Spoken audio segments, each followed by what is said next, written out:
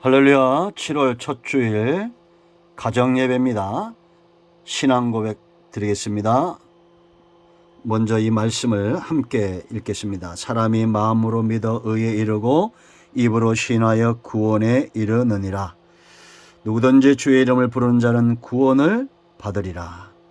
로마서 10장 10절과 13절의 약속입니다. 자, 이 말씀을 의지하면서 신앙 고백 드립니다. 나는 전능하신 아버지 하나님 천지의 창조주를 믿습니다. 나는 그의 유일하신 아들 우리 주 예수 그리스도를 믿습니다. 그는 성령으로 잉태되어 동정녀 마리아에게서 나시고 본디오 빌라도에게 고난을 받아 십자가에 못 박혀 죽으시고 장사된 지 사흘 만에 죽은 자 가운데서 다시 살아나셨으며 하늘에 오르시어 전능하신 아버지 하나님 우편에 앉아 계시다가 거기로부터 살아있는 자와 죽은 자를 심판하러 오십니다. 나는 성령을 믿으며 거룩한 공교회와 성도의 교제와 죄를 용서받는 것과 몸의 부활과 영생을 믿습니다. 아멘. 할렐루야. 같은 마음으로 우리 좋으신 하나님께 영광 감사 올려드립니다. 여러분 모두를 예수님의 이름으로 축복합니다. 오늘도 여호와 이름입니다. 37편 말씀 묵상합니다. 기도하겠습니다. 영광을 받으시기에 합당하신 하나님을 찬양합니다. 사랑합니다. 주의 보혈을 의지하고 주의 이름을 의지하여 아버지 앞에 있습니다. 우리의 모든 죄와 허물을 사하시고 성령 하나님 충만하게 우리 가운데 역사하시며 눈과 귀를 열어주시기를 원합니다. 말씀을 읽으며 들을 때 우리의 심령이 뜨거워지고 회복되는 은혜로운 시간이 되게 하옵소서. 시편의 말씀들을 사모합니다. 종을 낮추시고 겸손하게 하시고 오직 말씀의 도구만 되게 하옵소서. 오늘도 말씀하실 하나님을 사모함으로 기다립니다. 예수님의 이름으로 사모하며 기도합니다. 아멘. 자, 37편 1절부터 몇 절 보겠습니다. 악을 행하는 자들 때문에 불평하지 말며 불의를 행하는 자들을 시기하지 말지어다. 그들은 풀과 같이 속히 배임을 당할 것이며 푸른 채소같이 쇠잔할 것임이로다. 여호와를 의뢰하고 선을 행하라. 땅에 머무는 동안 그의 성실을 먹을거리로 삼을지어다. 또 여호와를 기뻐하라. 그가 내 마음의 소원을 네게 이루어 주시리로다. 내 길을 여호와께 맡기라. 그를 의지하면 그가 이루시고 내 의를 빛같이 나타내시며 내 공의를 정오의 빛같이 하시리로다. 여호와 앞에 잠잠하고 참고 기다리라. 자기 길이 형통하며 악한 꾀를 이루는 자 때문에 불평하지 말지어다. 거기까지 보겠습니다.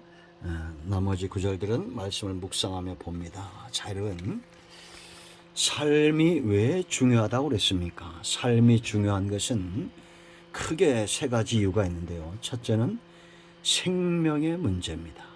생명과 삶은 직결되어 있죠. 죽은 자에게는 삶이 없습니다. 그래서 성경은 어떤 자가 죽은 자이냐? 믿지 않는 자, 하나님의 백성이 아닌 자들, 거듭나지 못한 자들입니다. 우리가 예수 믿는다는 것은 거듭남을 이야기합니다. 이제 거듭난 이후에 예수 믿는 순간 우리는 다시 태어나는 거죠. 그 다음에 이 생명 얻었으면 이만큼 중요한 것이 바로 삶입니다. 이제는 하나님이 기뻐하는 생명을 얻은 자로 하나님이 기뻐하는 삶을 살아가는 것이죠. 두 번째 중요한 이유는 심는 대로 거두는 겁니다. 그러므로 온 땅은, 온 성도들은 불평이 없어야 됩니다. 내가 과거에 심었던 것을 지금 거두고 있는 겁니다. 하나님은 절대 만홀히 여김을 받지 않습니다. 사람이 무엇으로 심든지 그대로 거두게 하시는 분입니다. 성도의 삶이 중요한 세 번째 이유는 하나님이 그들의 삶을 통해서 일하신다라는 거죠. 순종하는 삶, 겸손한 삶, 하나님을 사랑하고 이웃을 사랑하는 그런 모습들 하나님께서 그들을 통해서 일하신다라는 겁니다. 이 37편은 의인의 삶에 대해서 분명히 보여줍니다. 악한 자들도 삶이 있죠. 그러나 그 과정이 다르고 결과가 다른 겁니다. 의인의 삶은 어떤 것일까요? 크게 세 가지로 나누어질 수가 있습니다. 가장 먼저는 바로 하나님께 맡기는 자들이죠. 믿음 있는 자는 하나님께 맡기게 되어 있습니다. 저 사람이 믿음이 강하다, 믿음이 약하다는 어떻게 알 수 있느냐? 점점 더 하나님께 맡기는 것. 우리 육체는 세월이 갈수록 더 육체가 장성하잖아요. 그러나 우리의 영적인 중심은 세월이 갈수록 어린아이의 심령으로 가는 겁니다. 어머니 품속의 아이처럼 이제는 평안하게 모든 것을 맡길 수 있는 그런 영적인 어린아이, 좋은 의미에서요. 우리가 물론 사역을 감당하거나 하나님께 순종할 때는 장성한 분량에 이르야겠죠. 그러나 우리가 하나님을 의지함에 있어서는 어린아이로 나아가는 겁니다. 여러분, 이 맡기는 삶이 왜 중요하냐? 5절 말씀 보세요. 네 길을 여호와께 맡기라. 뭐라 했습니까? 그를 의지하면 그가 이루시고 그랬습니다. 네 빛을, 네 의를 빛같이 나타내시면 네 공의를 정오의 빛같이 하시리로다. 세상의 소리를 영화롭게 하고 원수의 목전에서 우리의 머리를 드신다는 얘기죠. 여러분, 그렇다면 이제 잘 보셔야 됩니다. 맡기는 자, 하나님께 철저하게 맡기는 사람, 그들은 믿음으로 하나님께서 반드시 이룰 것을 믿고 있는 자들, 확신하는 자들입니다. 그러므로 이들의 삶은 불평이 없어요. 1절 말씀 불평하지 말라 그렇게 말하고 있죠. 여러분 7절, 8절 말씀도 불평하지 말라 이렇게 말합니다. 불평은 믿음 없는 자들의 몫이다 이렇게 보시면 됩니다. 악한 자들이 어떤 것을 이루고 그들이 잠깐 성공하는 것 같아도 순식간에 사라질 거예요. 이제 앞으로 나옵니다. 그러므로 여러분, 악인들의 번성 때문에 시기하거나 다투지 말고 우리는 하나님을 의뢰함으로 불평하는 삶에서 떠나야 됩니다. 그리고 그러면 어떻게 살합니까? 적극적으로 선을 행해야 돼요. 그래서 3절 보세요. 여호와를 의뢰하는 자 맡기는 자죠. 선을 행하라. 땅에 머무는 동안 그의 성실을 먹을거려 삼을지어다. 할렐루야. 하나님이 성실하심에 우리도 성실한 겁니다. 선을 행하며 낙심하지 말고 성실하게 행하는 거예요. 그리고 저 4절 맡기는 자 하나님을 기뻐하는 겁니다. 또 여호와를 기뻐하라. 그가 네 마음의 소원을 네게 이루어 주시리로다. 아멘. 그 세 번째 중요한 삶이 있어요. 바로 기다리는 겁니다. 이건 믿음과 인내는 한 세트예요. 하나님께 맡긴 자는 기다릴 줄 알아요. 그래서 7절 여호와 앞에 잠잠하고 참고 기다리라. 자기 길이 형통하며 악한 꾀를 이루는 자 때문에 불평하지 말지어다. 아멘. 자, 그리고 두 번째 바로 온유한 자입니다. 의인은 그 중심 자체가 온유해요. 그럴 수밖에 없습니다. 왜냐? 하나님을 늘 가까이 하기 때문이죠. 그래서 여러분 11절 보세요. 그러나 온유한 자들은 땅을 차지하며 풍성한 화평으로 즐거워하리로다. 믿음과 온유함과 화평과 평화와 이 모든 좋은 것들은 한 세트로 있는 겁니다. 하나님을 의뢰하는데 세월이 가고 시간이 가도 온유하지 못하다 잘못된 겁니다. 여러분, 온유한 심령으로 회복되고 변화되어지는 이 과정들을 사모하십시오. 그리고 이렇게 이제 온유한 상태가 되잖아요. 그럼 이들이 누리는 복이 있습니다. 첫째는 기업을 차지합니다. 11절, 18절, 22절, 29절, 34절 보세요. 하나님이 기업을 주신다는 겁니다. 이 땅에서도 장차 하나님 나라에서도 유업을 얻는 자, 이건 너무나 당연하지 않습니까? 여러분들이 어떤 사업체를 맡긴다, 소중한 것을 맡긴다, 악한 자들에게 맡기지 않습니다. 온유한 자에게 맡기죠. 하나님도 그래서 먼저 이스라엘 백성들을 애굽에서 이끌어내고 노예와 시 분노하고 시 다투고 시 절망하는 이런 사람들을 연단하고 훈련시켜 유업을 주는 거죠. 땅을 주는 겁니다. 그런가 하면 기업의 의미는 하나님의 통치의 의미가 있습니다. 하나님은 지금도 여전히 살아 역사하시고 말씀하시고 깨우치기를 원하셔요. 우리의 중심이 온유하지 못하면 그 손길을, 그 음성을 분별할 수가 없는 겁니다. 그러므로 여러분, 하나님을 걱정하지 말고 내가 하나님 앞에 온유한 자로 있는지를 살펴야 됩니다. 두 번째, 하나님이 그들을 보호하셔. 이 온유한 자들을 절대 하나님은 자기 백성을 외면하지 않습니다. 악한 자들이 괴계를 꾀하나 하나님은 비웃으셔요. 13절, 그러나 주께서 그를 비웃으시리니 그의 날이 다가옴을 보심이로다. 악인이 의인치기를 꾀하고 12절, 그를 향하여 이를 갈지만 하나님이 오히려 그들을 비웃어요. 왜? 종말이 다가오고 있기 때문이에요. 14절로 15절, 그들의 칼과 활을 부러뜨립니다. 16절 17절, 하나님이 붙드심으로 분복을 누리게 합니다. 환난 때 부끄러움을 당하지 않게 해요. 19절로 20절. 자, 23절 말씀을 보세요. 자, 24절부터 볼까요? 24절부터. 그는 넘어지나 의인을 말합니다. 아주 엎드러지지 아니함은 뭐라 했습니까? 여호와께서 그의 손으로 붙드심이로다.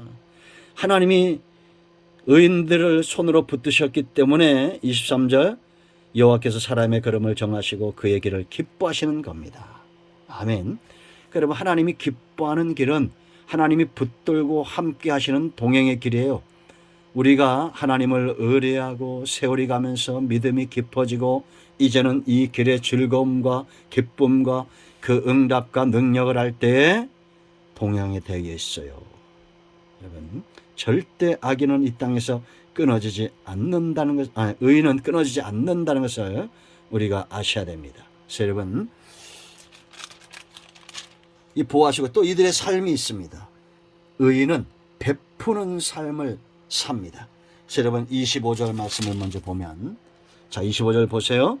내가 어려서부터 늙기까지 의인이 버림을 당하거나 그의 자손이 걸식함을 보지 못하였도다.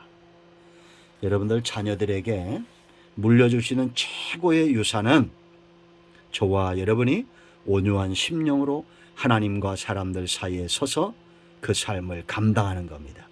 우리가 감당해야 될 그 삶은 어떤 것입니까?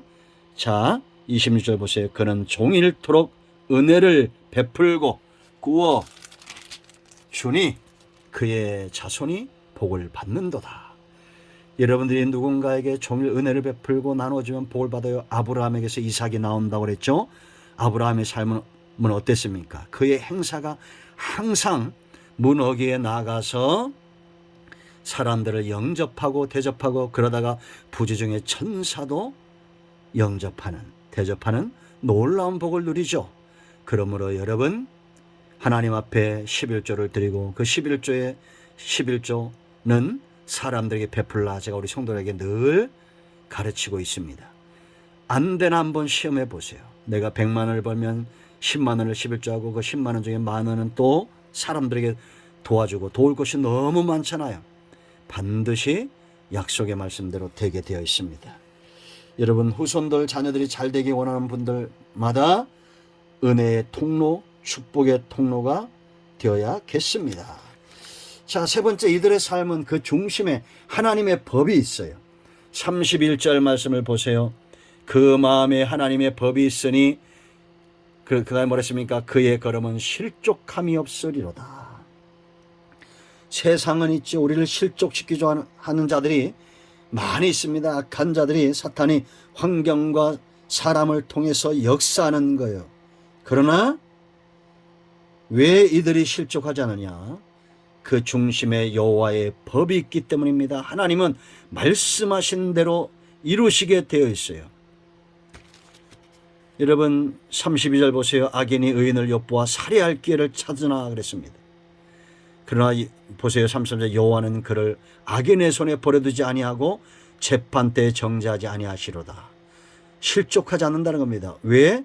하나님의 법이 그 중심에 있다는 것은 하나님을 사모하며 하나님을 그 중심에 모시고 있기 때문입니다. 악한 자가 어떻게 하나님과 함께한 사람을 넘어뜨릴 수가 있겠습니까? 그러므로 여러분들, 스스로의 힘으로 사는 자가 이 땅에 있습니다. 그런 하나님의 말씀을 의지하고 하나님 편에 서 있는 자가 있습니다. 여러분과 여러분의 가정은 어느 편에 서시겠습니까? 자 보세요. 34절 말씀을 보세요. 여호와를 바라고 그의 도를 지키라 라고 말합니다. 왜? 이유가 있겠죠. 그리하면 네가 땅을 차지하게 하실 것이라. 악인이 끊어질 때 네가 똑똑히 보리로다. 악인은 끊어지는 겁니다. 순식간에 사라진다고 말합니다. 35절 36절 보세요. 내가 악인의 큰 세력을 본즉 그 본래의 땅에 서 있는 나무 잎이 무성함과 같으나 내가 지나갈 때 그는 없어졌나니 내가 찾아도 발견하지 못하였도다. 지금 온 땅에 초록이 우거지고 있죠. 11월 달만 돼보세요. 싹 사라집니다. 악인의 종말은 이런 것입니다. 그러나 그 중심에 하나님의 법이 있는 자는 땅을 차지하고 하나님이 그를 통해서 복된 역사를 이루시는 거예요. 악인은 구원할 자가 없습니다. 그러나 의인은 하나님의 구원을 보는 거예요. 39절 의인들의 구원은 여호와로부터 오나니 그는 환난 때 그들의 요새이시로다.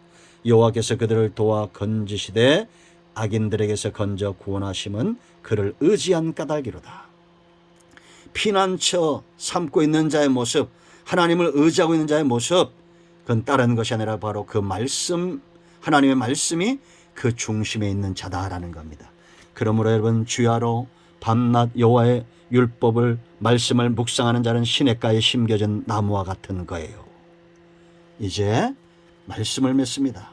오늘 이 말씀이 여러분과 여러분 가정에 응답이 되기를 축원드립니다. 여러분과 여러분의 자손들이 다 하나님 앞에서 의인의 삶을 사는, 하나님께 맡길 줄 알고 온유한 심령의 소유자가 되고 그 중심에 말씀이 있는 사람이 되어서 하나님의 주시는 분복을 누리는 여러분의 가정 되기를 축원드립니다. 아멘. 오늘도 응답이 여러분 가정에 임하였습니다. 이제 가장이 마무리 기도하시고 합심해서 기도하시고 마무리 기도하시고 주기도문으로 예배를 마치시면 되겠습니다. 할렐루야. 예수 그리스도의 이름으로 여러분을 축복합니다. 아멘.